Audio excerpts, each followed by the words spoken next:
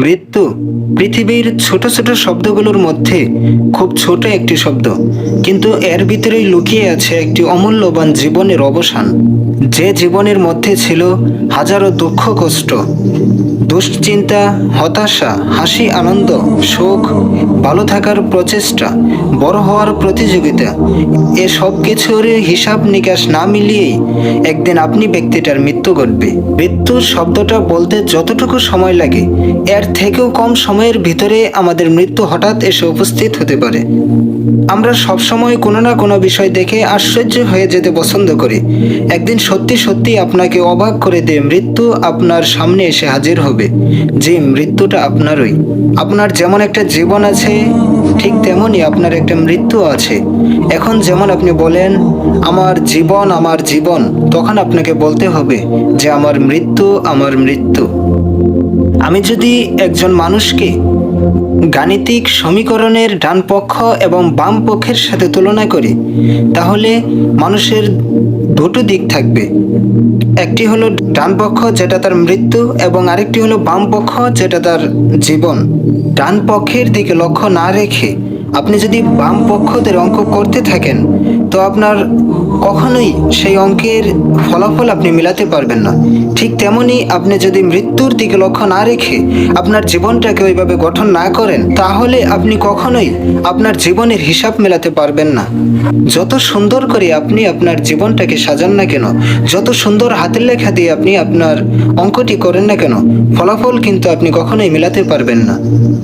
ধরুন আপনাকে বলা হলো এখন আপনি যেই বাড়িতে অবস্থান করতেছেন, এক সপ্তাহ পর সরকারি লোকজন এসে সেই বাড়িটা ভেঙে ফেলবে। তো এক সপ্তাহ পূর্বে আপনি যেভাবে আপনার জীবনগুলো পরিচালনা করতেন, এক সপ্তাহ পরে কিন্তু আপনি সেভাবে আর জীবনযাপন করবেন না। তখন আপনার মনের ভিতরে একটি আতঙ্ক থাকবে যে আমি এখন কি করব। হয় আমাকে একটি নতুন ঘর নির্মাণ করতে হবে, অথবা আমি কি করব। আর আপনি ওই সময় আপনার বর্তমান অবস্থাটার কথা চিন্তা করবেন, কারণ খোঁজার চেষ্টা করবেন যে কেন বাড়িটা ভেঙে ফেলা হচ্ছে।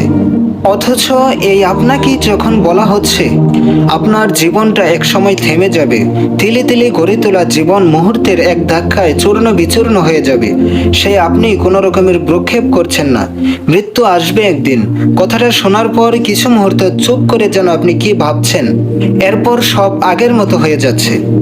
কারণ মৃত্যুর খবর শুনলে মনে মনে বলে উঠছেন অমুক ব্যক্তি মারা গিয়েছে, তমুক ব্যক্তি মারা গিয়েছে।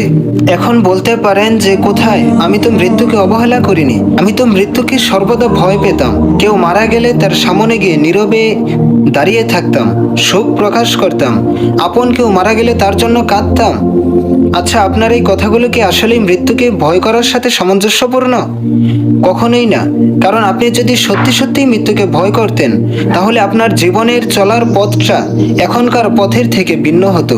যেমন আপনি যে কোনো বিষয়ে খুব বেশি চিন্তিত হতেন না, পৃথিবীর সব জিনিস আপনার কাছে খুব তুচ্ছ আর মূল্যহীন মনে হতো। সবসময় মনে মনে ভাবতেন আপনার মৃত্যুটা কখন হবে, কোন উপায়ে হবে। আরও ভাবতেন আপনি কি মৃত্যুর সময় কারোর সাথে কথা বলতে থাকবেন, নাকি হাঁটতে থাকবেন, নাকি বসে থাকবেন, নাকি ঘুমন্ত অবস্থায় মারা যাবেন। মোট কথা, জীবনের অঙ্কটা এখন যে সূত্র দিয়ে মেলাতে চাইছেন, তখন অন্য সূত্র দিয়ে মেলানোর চেষ্টা করতেন। কোনোদিন যদি আপনার সুযোগ হয়, তবে একদিন একটি ক্যান্সারের রোগীকে আপনি হসপিটালে আড়াল থেকে একটু পর্যবেক্ষণ করে দেখবেন সে কিভাবে জীবন যাপন করে, সেটা আড়াল থেকে মনোযোগ দিয়ে দেখুন।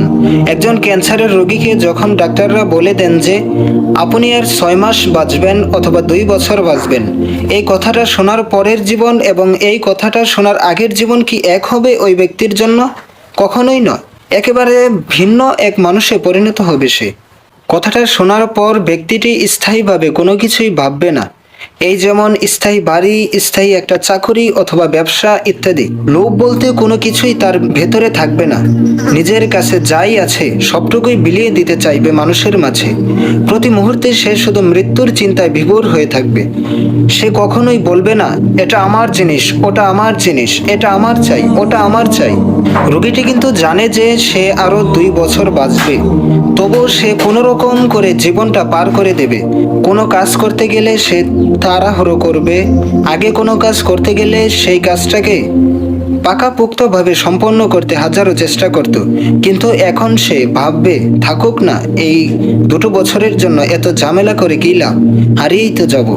আপনি এভাবে ভাবেন না কেন নিজের জীবনটা নিয়ে? ও, আপনি তো ক্যান্সারে আক্রান্ত হননি, আর তাই ডাক্তারের সতর্ক বার্তাও নেই এজন্য? আচ্ছা, তাই বলে কি আপনি মৃত্যুকে এড়াতে পেরেছেন এড়াতে? না, পারেননি, পারবেনও না, আজ অবধি কেউ পারেওনি। ওই ক্যান্সারের রোগী যেরকম স্বল্প মেয়াদী ভাবনা নিয়ে জীবনযাপন করছে, আপনারও সেরকম স্বল্প মেয়াদী ভাবনা জীবনযাপন করা উচিত। আপনারও ওই ক্যান্সারের রোগীটির মতো আচরণ করা উচিত ছিল, অথচ আপনি সেটা করছেন না। জীবিতরা জানে মৃতরা নিঃশ্বাস নেয় না, কথা বলে না, হাঁটে না, খায় না, রাগ ঝগড়া অভিমান করে না, ভালোবাসে না, কোনো চাওয়া পাওয়া থাকে না, কিছু হারিয়ে ফেলার ভয়ে থাকে না, একেবারে নির্জীব, নিস্তেজ, নিশ্চল, শান্ত। এ কথাগুলো সহজ, পানির মতো স্বচ্ছ টলটলে, দিনের আলোর মতো পরিষ্কার সত্য হলেও মাঝে মাঝে সহজ কথাগুলো গিলতে গেলে পাথরের চেয়েও কঠিন হয়ে যায়, উপলব্ধি থাকে না বলে। আমি একদিন থাকবো না, আর সত্যি সত্যি আমি একদিন থাকবো না, বাক্যগুলো ভাবতে গিয়ে বুকটা কেঁপে ওঠার নাম উপলব্ধি। আল্লাহ পাক রব্বুল আলামিন আমাদের সকলকে ঈমানের সাথে মৃত্যুবরণ করার তৌফিক দান করুন। আমিন। ওয়া আখিরু দাওয়ানা আনিল হামদুলিল্লাহি রাব্বিল আলামিন।